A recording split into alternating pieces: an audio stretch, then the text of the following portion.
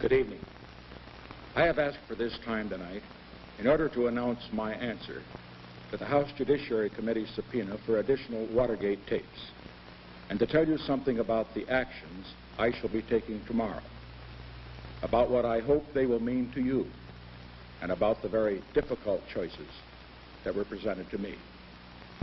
These actions will at last, once and for all, show that what I knew and what I did with regard to the Watergate break-in and cover-up were just as I have described them to you from the very beginning.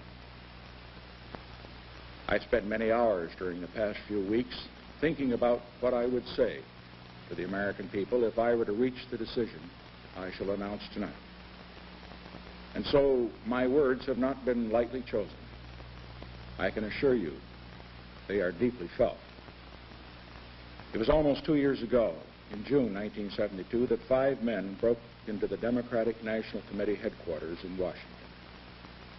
It turned out that they were connected with my re-election committee, and the Watergate break-in became a major issue in the campaign. The full resources of the FBI and the Justice Department were used to investigate the incident thoroughly. I instructed my staff and campaign aides to cooperate fully with the investigation. The FBI conducted nearly 1,500 interviews. For 9 months, until March 1973, I was assured by those charged with conducting and monitoring the investigations that no one in the White House was involved. Nevertheless, for more than a year, there have been allegations, insinuations, that I knew about the planning of the Watergate break-in and that I was involved in an extensive plot to cover it up. The House Judiciary Committee is now investigating these charges. On March 6, I ordered all materials that I had previously furnished to the special prosecutor turned over to the committee. These included tape recordings of 19 presidential conversations and more than 700 documents from private White House files. On April 11, the Judiciary Committee issued a subpoena for 42 additional tapes of conversations, which it contended were necessary for its investigation. I agreed to respond to that subpoena by tomorrow. In these folders that you see over here on my left are more than 1,200 pages of transcripts of private conversations I participated in between September 15, 1972 and April 27 of 1973 with my principal aides and associates with regard to Watergate. They include all the relevant portions of all of the subpoenaed conversations that were recorded. That is, all portions that relate to the question of what I knew about Watergate or the cover-up and what I did about it. They also include transcripts of other conversations which were not subpoenaed, but which have a significant bearing on the question of presidential actions with regard to Watergate. These will be delivered to the committee tomorrow.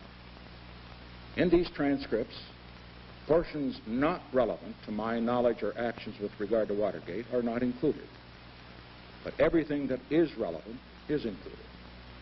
The rough as well as the smooth, the strategy sessions, the exploration of alternatives, the weighing of human and political costs. As far as what the President personally knew and did with regard to Watergate and the cover-up is concerned, these materials, together with those already made available, will tell it all. I shall invite Chairman Rodino and the committee's ranking minority member, Congressman Hutchinson of Michigan, to come to the White House and listen to the actual full tapes of these conversations so that they can determine for themselves beyond question that the transcripts are accurate and that everything on the tapes relevant to my knowledge and my actions on Watergate is included. If there should be any disagreement over whether omitted material is relevant, I shall meet with them personally in an effort to settle the matter. I believe this arrangement is fair, and I think it's appropriate. For many days now, I have spent many hours of my own time personally reviewing these materials. and personally deciding questions of relevancy. I believe it is appropriate that the committee's review should also be made by its own senior elected officials and not by staff employees. The task of Chairman Rodino and Congressman Hutchinson will be made simpler than was mine by the fact that the work of preparing the transcripts has been completed. All they will need to do is to satisfy themselves of their authenticity and their completeness. Ever since the existence of the White House taping system was first made known last summer, I have tried vigorously to guard the privacy of the tapes. I've been well aware that my effort to protect the confidentiality of presidential conversations has heightened the sense of mystery about Watergate, and in fact has caused increased suspicions of the president. Many people assume that the tapes must incriminate the president, or that otherwise he wouldn't insist on their privacy. But the problem I confronted was this: unless a president can protect the privacy of the advice he gets, he cannot get the advice he needs. This principle is recognized in the constitutional doctrine of executive privilege, which has been defended and maintained by every president since Washington, and which has been recognized by the courts whenever tested as inherent in the presidency. I consider it to be my constitutional responsibility to defend this principle. Three factors have now combined to persuade me that a major, unprecedented exception to that principle is now necessary. First, in the present circumstances, the House of Representatives must be able to reach an informed judgment about the president's role in Watergate. Second, I am making a major exception to the principle of confidentiality because I believe such action is now necessary in order to restore the principle itself by clearing the air of the central question that has brought such pressures upon it, and also to provide the evidence which will allow this matter to be brought to a prompt conclusion. Third, in the context of the current impeachment climate, I believe all the American people, as well as their representatives in Congress, are entitled to have not only the facts but also the evidence that demonstrates those facts. I want there to be no question remaining about the fact that the president has nothing to hide in this matter. The impeachment of a president is a remedy of last resort. It is the most solemn act of our entire constitutional process. Now, regardless of whether or not it succeeded, the action of the House in voting a formal accusation requiring trial by the Senate would put the nation through a wrenching ordeal it has endured only once in its lifetime, a century ago, and never since America has become a world power with global responsibilities. The impact of such an ordeal would be felt throughout the world, and it would have its effect on the lives of all Americans for many years to come. Because this is an issue that profoundly affects all the American people, in addition to turning over these transcripts to the House Judiciary Committee, I have directed that they should all be made public. All of these that you see here. To complete the record, I shall also release to the public transcripts of all those portions of the tapes already turned over to the special prosecutor and to the committee that relate to presidential actions or knowledge of the Watergate affair. During the past year, the wildest accusations have been given banner headlines and ready credence as well. Rumor, gossip, innuendo, accounts from unnamed sources of what a prospective witness might testify to have filled the morning newspapers and then are repeated on the evening newscasts, day after day. Time and again, a familiar pattern repeated itself. A charge would be reported the first day as what it was, just an allegation. But it would then be referred back to the next day and thereafter as if it were true. The distinction between fact and speculation grew blurred. Eventually, all seeped into the public consciousness as a vague, general impression of massive wrongdoing, implicating everybody, gaining credibility by its endless repetition. The basic question at issue today is whether the President personally acted improperly in the Watergate matter. Month after month of rumor, insinuation, and charges by just one Watergate witness, John Dean, suggested that the President did act improperly. This sparked the demands for an impeachment inquiry. This is the question that must be answered, and this is the question that will be answered by these transcripts that I have ordered published tomorrow. These transcripts cover hour upon hour of discussions that I held with Mr. Haldeman, John Ehrlichman, John Dean, John Mitchell, former Attorney General Kleindienst, Assistant Attorney General Peterson, and others with regard to Watergate. They were discussions in which I was probing to find out what had happened, who was responsible, what were the various degrees of responsibilities, what were the legal culpabilities, what were the political ramifications, and what actions were necessary and appropriate on the part of the President. I realize that these transcripts will provide grist for many sensational stories in the press. Parts will seem to be contradictory with one another, and parts will be in conflict with some of the testimony given in the Senate Watergate Committee hearings. I've been reluctant to release these tapes, not just because they will embarrass me and those with whom I have talked, which they will, not just because they will become the subject of speculation and even ridicule, which they will, and not just because certain parts of them will be seized upon by political and journalistic opponents, which they will. I have been reluctant because in these and in all the other conversations in this office, people have spoken their minds freely, never dreaming that specific sentences or even parts of sentences would be picked out as the subjects of national attention and controversy. I've been reluctant because the principle of confidentiality is absolutely essential to the conduct of the presidency. In reading the raw transcripts of these conversations, I believe it will be more readily apparent why that principle is essential and must be maintained in the future. These conversations are unusual in their subject matter, but the same kind of uninhibited discussion, and it is that, the same brutal candor is necessary in discussing how to bring warring factions to the peace table or how to move necessary legislation through the Congress. Names are named in these transcripts. Therefore, it is important to remember that much that appears in them is no more than hearsay or speculation, exchanged as I was trying to find out what really had happened, while my principal aides were reporting to me on rumors and reports that they had heard, while we discussed the various often conflicting stories that different persons were telling.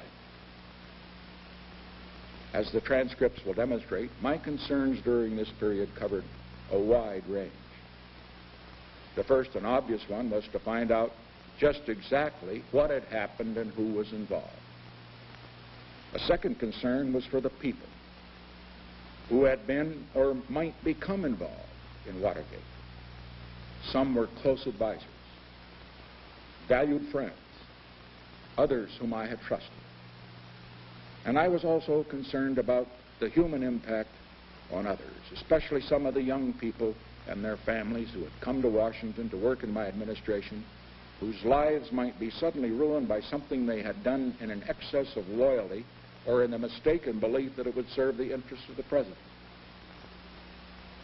And then I was quite frankly concerned about the political implications. This represented potentially a devastating blow to the administration and to its programs, one which I knew would be exploited for all it was worth by hostile elements in the Congress as well as in the media. I wanted to do what was right, but I wanted to do it in a way that would cause the least unnecessary damage in a highly charged political atmosphere to the administration. And fourth, as a lawyer, I felt very strongly that I had to conduct myself in a way that would not prejudice the rights of potential defendants. And fifth, I was striving to sort out a complex tangle, not only of facts, but also questions of legal and moral responsibility. I wanted, above all, to be fair. I wanted to draw distinctions where those were appropriate between persons who were active and willing participants on the one hand, and then on the other, those who might have gotten inadvertently caught up in the web and be technically indictable, but morally innocent. Despite the confusions and contradictions, what does come through clearly is this.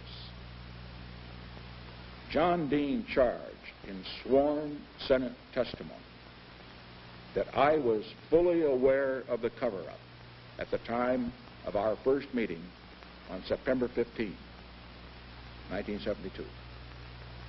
These transcripts show clearly that I first learned of it when Mr. Dean himself told me about it in this office on March 21st, some 6 months later. Incidentally, these transcripts, covering hours upon hours of conversation, should place in somewhat better perspective the controversy over the 18-and-a-half-minute gap in the tape of a conversation I had with Mr. Haldeman back in June of 1972. Now, how it was caused is still a mystery to me, and I think to many of the experts as well. But I am absolutely certain, however, of one thing, that it was not caused intentionally by my secretary, Rosemary Woods, or any of my White House assistants. And certainly, if the theory were true, that during those 18-and-a-half minutes, Mr. Haldeman and I cooked up some sort of a Watergate cover-up scheme, as so many have been quick to surmise, it hardly seems likely that in all of our subsequent conversations, many of them are here, which neither of us ever expected would see the light of day, there is nothing remotely indicating such a scheme. Indeed, quite the contrary. From the beginning, I have said that in many places on the tapes there were ambiguities, statements and comments that different people with different perspectives might interpret in drastically different ways. But although the words may be ambiguous, though the discussions may have explored many alternatives, the record of my actions is totally clear now, and I still believe it was totally correct then. A prime example is one of the most controversial discussions, that with Mr. Dean on March 21st, the one in which he first told me of the cover-up, with Mr. Haldeman joining us midway through the conversation. His revelations to me on March 21st were a sharp surprise, even though the report he gave to me was far from complete, especially since he did not reveal at that time the extent of his own criminal involvement.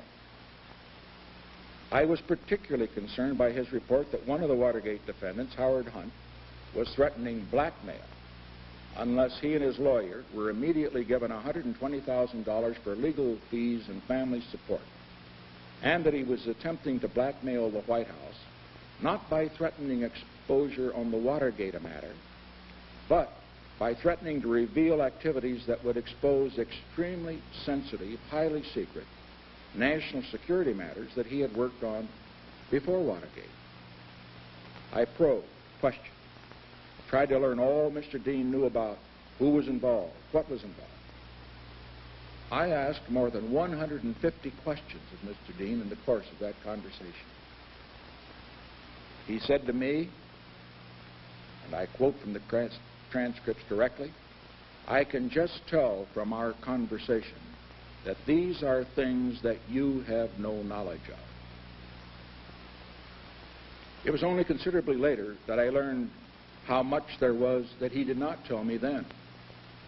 For example, that he himself had authorized promises of clemency, that he had personally handled money for the Watergate defendants, and that he had suborned perjury of a witness. I knew that I needed more facts. I knew that I needed the judgments of more people. I knew the facts about the Watergate cover-up would have to be made public, but I had to find out more about what they were before I could decide how they could best be made public. I returned several times to the immediate problem posed by Mr. Hunt's blackmail threat, which to me was not a Watergate problem, but one which I regarded, rightly or wrongly, as a potential national security problem of very serious proportions. I considered long and hard whether it might in fact be better to let the payment go forward, at least temporarily, in the hope that this national security matter would not be exposed in the course of uncovering the Watergate cover-up. I believed then, and I believe today, that I had a responsibility as president to consider every option, including this one, where production of sensitive national security matters was at issue, protection of such matters.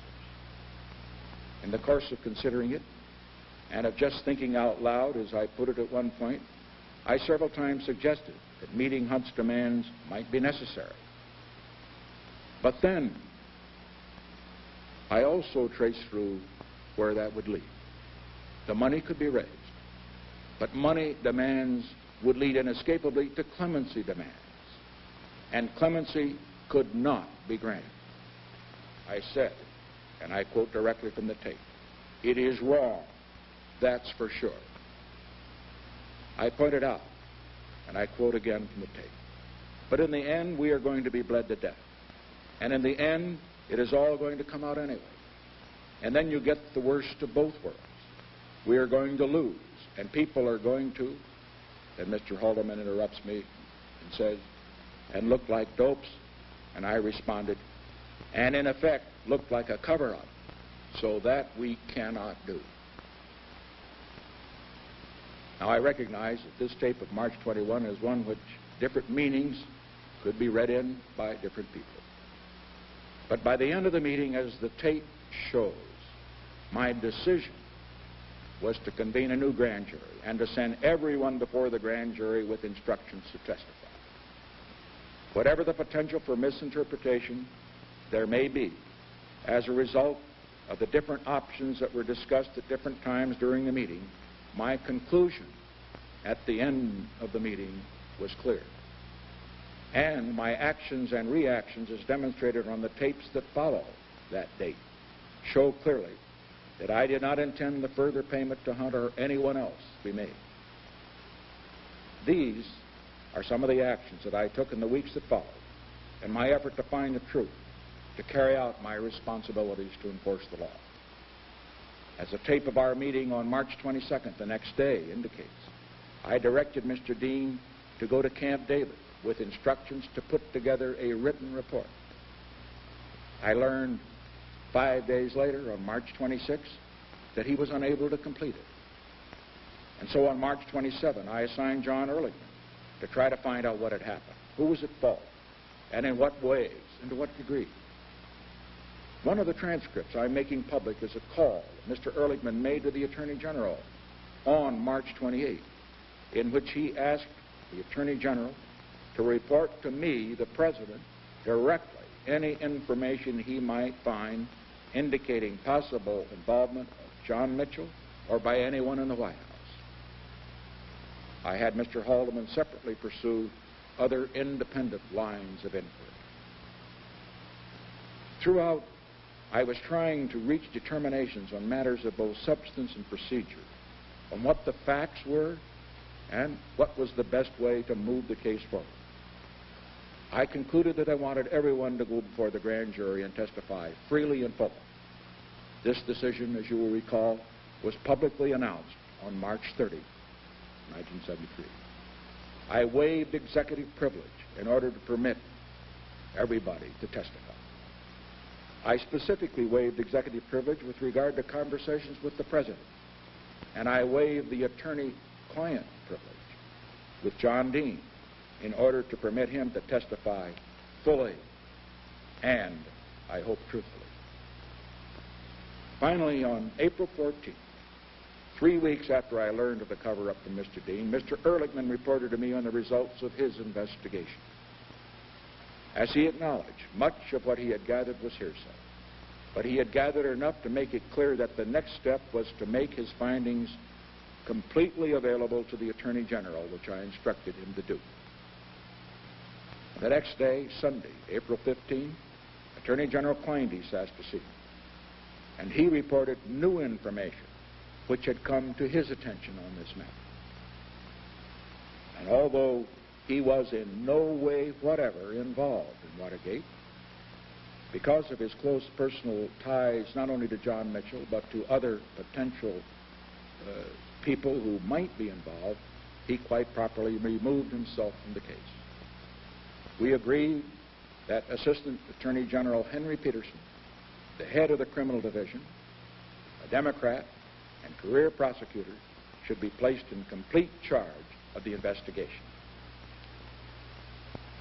Later that day, I met with Mr. Peterson. I continued to meet with him, to talk with him, to consult with him, to offer him the full cooperation of the White House. As you will see from these transcripts, even to the point of retaining John Dean on the White House staff for an extra 2 weeks after he admitted his criminal involvement, because Mr. Peterson thought that would make it easier for the prosecutor to get his cooperation in breaking the case, if it should become necessary to grant Mr. Dean's demand for immunity.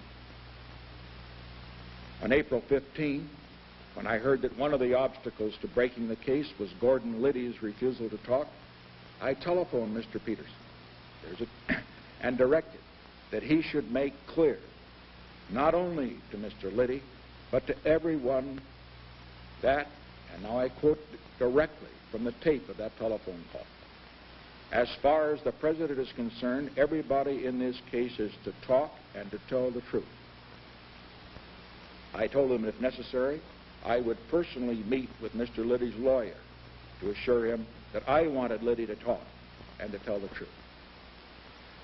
From the time Mr. Peterson took charge, the case was solidly within the criminal justice system, pursued personally by the nation's top professional prosecutor with the active personal assistance of the President of the United States. I made clear there was to be no cover-up. Let me quote just a few lines from the transcripts. You can read them to verify it, so that you can hear for yourself the orders I was giving in this period. Speaking to Haldeman and Ehrlichman, I said, "It is ridiculous to talk about clemency." They all knew that. Speaking to Ehrlichman, I said, "We all have to do the right thing. We just cannot have this kind of a business." Speaking to Haldeman and Ehrlichman, I said, "The boil had to be pricked. We have to prick the boil and take the heat. Now that's what we are doing here." Speaking to Henry Peterson, I said, "I want you to be sure to understand that you know we are going to get to the bottom of this thing." Speaking to John Dean, I said, "Tell the truth. That is the thing I have told everybody around here." And then speaking to Haldeman, "And you tell Magruder, now, Jeb, this evidence is coming in. You ought to go to the grand jury. Purge yourself if you're perjured and tell this whole story." I'm confident that the American people will see these transcripts for what they are. Fragmentary records from a time more than a year ago that now seems very distant. The records of a president and of a man suddenly being confronted and having to cope with information which, if true, would have the most far-reaching consequences not only for his personal reputation, but more important, for his hopes, his plans, his goals for the people who had elected him as their leader. If read with an open and a fair mind and read together with the record of the actions I took, these transcripts will show that what I have stated from the beginning to be the truth has been the truth. That I personally had no knowledge of the break-in before it occurred. that I had no knowledge of the cover-up until I was informed of it by John Dean on March 21st, that I never offered clemency for the defendants, and that after March 21st, my actions were directed toward finding the facts and seeing that justice was done fairly and according to the law. The facts are there. The conversations are there. The record of actions is there. To anyone who reads his way through this mass of materials I have provided, it will be totally, abundantly clear that as far as the President's role with regard to Watergate is concerned, the entire story is there. As you will see, now that you also will have this massive evidence I have provided, I have tried to cooperate with the House Judiciary Committee. And I repeat tonight the offer that I have made previously to answer written interrogatories under oath. And if there are then issues still unresolved, to meet personally with the chairman of the committee and with Congressman Hutchins to answer their questions under oath. As the committee conducts its inquiry, I also consider it only essential and fair that my counsel, Mr. St. Clair, should be present to cross-examine witnesses and introduce evidence in an effort to establish the truth. I am confident that for the overwhelming majority of those who study the evidence that I shall release tomorrow, those who are willing to look at it fully, fairly, and objectively, the evidence will be persuasive and, I hope, conclusive. We live in a time of very great challenge and great opportunity for America. We live at a time when peace may become possible in the Middle East for the first time in a generation. We are at last in the process of fulfilling the hope of mankind for a limitation of nuclear arms, a process that will continue when I meet with the Soviet leaders in Moscow in a few weeks. We are well on the way toward building a peace that can last, not just for this, but for other generations as well. And here at home, there is vital work to be done in moving to control inflation, to develop our energy resources, to strengthen our economy so that Americans can enjoy what they have not had since 1956, full prosperity, without war and without inflation. Every day absorbed by Watergate is a day lost from the work that must be done by your President and by your Congress. Work that must be done in dealing with the great problems that affect your prosperity, affect your security, that could affect your lives. The materials I make public tomorrow will provide all the additional evidence needed to get Watergate behind us and to get it behind us now. Never before in the history of the presidency have records that are so private been made so public. In giving you these records, blemishes and all, I am placing my trust in the basic fairness of the American people. I know in my own heart that through the long, painful, and difficult process revealed in these transcripts, I was trying in that period to discover what was right and to do what was right. I hope and I trust that when you have seen the evidence in its entirety, you will see the truth of that statement. As for myself, I intend to go forward to the best of my ability with the work that you elected me to do.